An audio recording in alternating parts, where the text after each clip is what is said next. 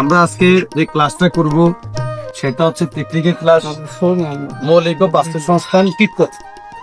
এটার একটা অংশ হচ্ছে আলোকপাত। কি আলোকপাত কিভাবে করে, কি কি জিনিস লাগে সেটা আজকে আমরা শিখবো। কেমন? প্রথমে আলোকপাত করতে গেলে তো আমরা নির্দিষ্ট একটা স্থানে যাবো, একটা জায়গায় যাবো। তার জন্য আমাদের যে মানে জিনিসগুলো আমাদের প্রয়োজন, যেমন আমাদের এই যে এখানে ধরো এই মাসুদ, এই যে আমাদের প্রথমে 3টা খুঁটি লাগবে। কয়টা খুঁটি? আমাদের 3টা খুঁটি লাগবে আলোকপাত করতে গেলে। এরপরে খুঁটির জন্য, খুঁটি বাঁচতে গেলে কি লাগবে? রশি লাগবে। রশি আমাদের কাছে আছে। এরপরে আমাদের লাগবে হচ্ছে একটা লাইট লাগবে, ঠিক আছে, যে লাইটটা আমরা নিয়ে আসছি।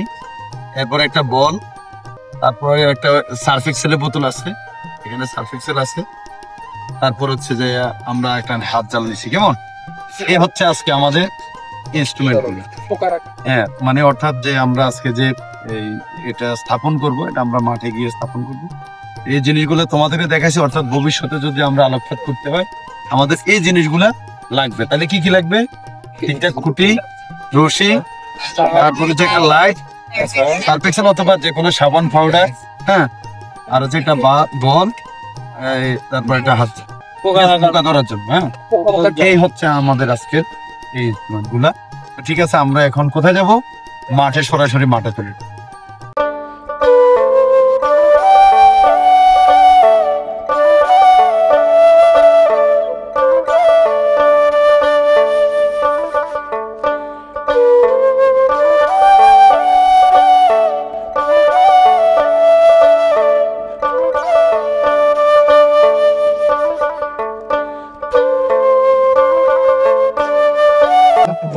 আলোকপাত করার যে যন্ত্রগুলা, অর্থাৎ যে জিনিসগুলা, ওগুলো আমরা এখানে নিয়ে আসছি আলোকপাত করার জন্য।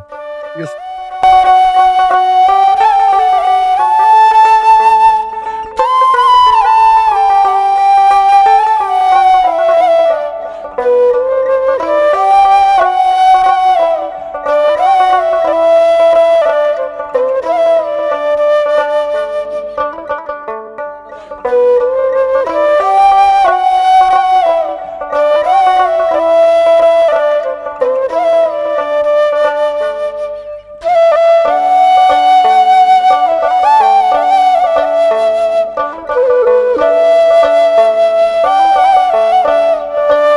এরপর আমরা কি করবো এখন?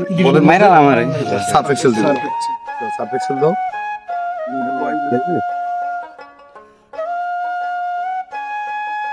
আমার হাতে দাও।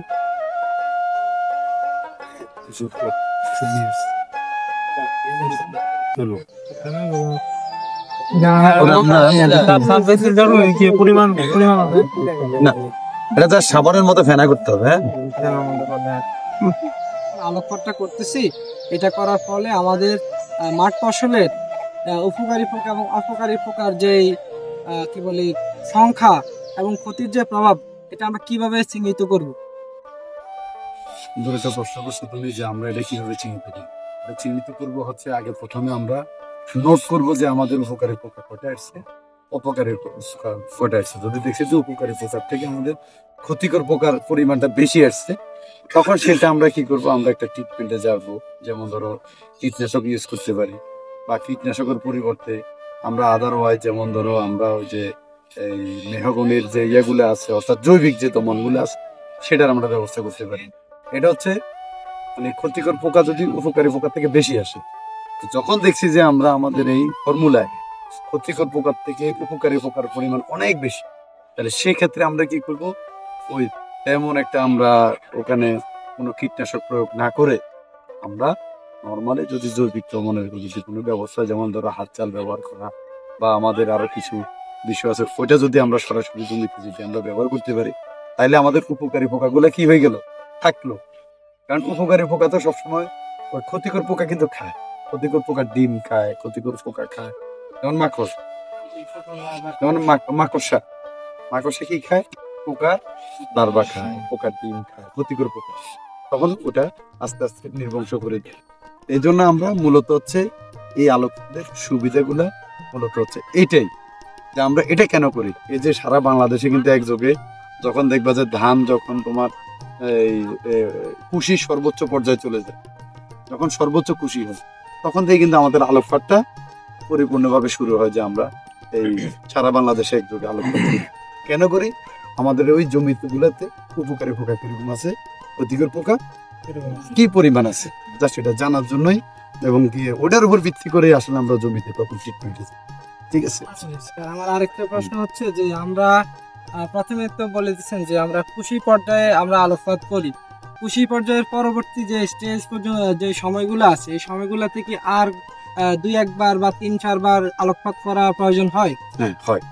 কুশি এটা শুরু মানে অর্থাৎ সর্বোচ্চ পরিমাণ কুশি থেকে যখন আমরা আলোকপাতটা করা শুরু করি, তার মানে ধান কাটা ধরো মিনিমাম 10 থেকে 15 দিন আগ পর্যন্ত আমরা আলোকপাত করি।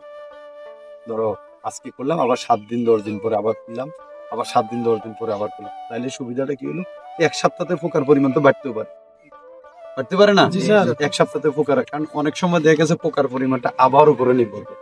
দেখা গেছে আকাশের পরিস্থিতি কি সুন্দর, রৌদ্র উজ্জ্বল, আবার হঠাৎ করে মেঘাচ্ছন্ন, আবার কুয়াশা, এই কারণগুলোতে কিন্তু তোমার পোকার পরিমাণটা বেড়ে যায়, ক্ষতিকর পোকা।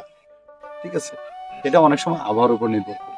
আর আবহাওয়া যদি সব সময় যদি একরকম থাকে, তখন এই পোকার পরিমাণটা, ক্ষতিকর পোকার পরিমাণ কম থাকবে, উপকারী পোকার পরিমাণ বেশি থাকবে। আর আবহাওয়া যদি তোমার ওই যে তারতম্যটা ঘটে, যেমন শীত গরম, হঠাৎ শীত হঠাৎ গরম, তখনই কিন্তু তোমার ক্ষতিকর পোকার পরিমাণটা বেড়ে যায়। এটা ক্লিয়ার? অর্থাৎ ধান কাটা অন্তত মিনিমাম 7 দিন 10 দিন আগ পর্যন্ত আমরা প্রতি 7 দিন অন্তর কি করবো, আমরা কি পরিমাণ ক্ষতিকর পোকা বাড়ছে, কি পরিমাণ এটা ক্লিয়ার। সবাইকে ধন্যবাদ।